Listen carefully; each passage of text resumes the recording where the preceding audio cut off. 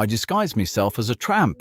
Without permission, I started cleaning the windscreen of a luxury car. The guards inside told me to leave, but I stood me ground.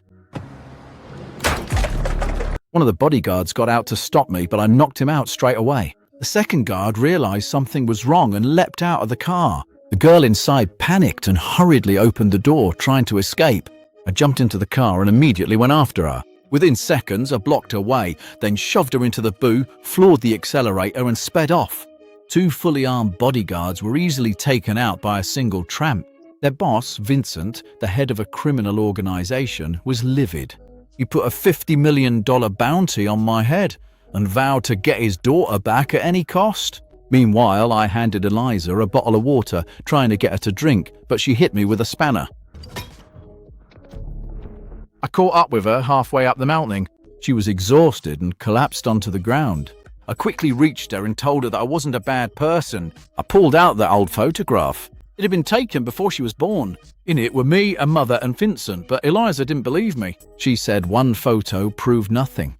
I told her I promised her mother that I would find her no matter what and take her away from Vincent, but she still didn't believe me and flatly refused to come with me.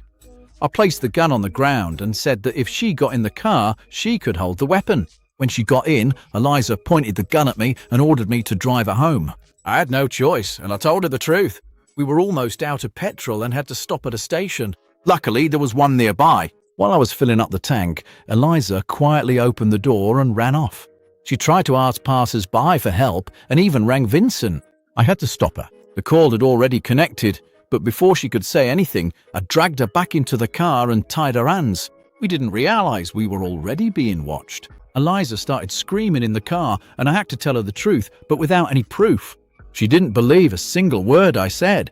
We drove to the nearest restaurant, and there I confessed everything. I told her I'd spent 15 years in prison, and that I was her real father, not Vincent. I also said that Vincent had killed her mother. The diamond necklace around her neck was a gift I had once made for her mother. Just as we finally began to talk calmly, Vincent's enemies burst into the restaurant. A group of men stormed in, and their target was Eliza. And these were scenes from the film Diablo.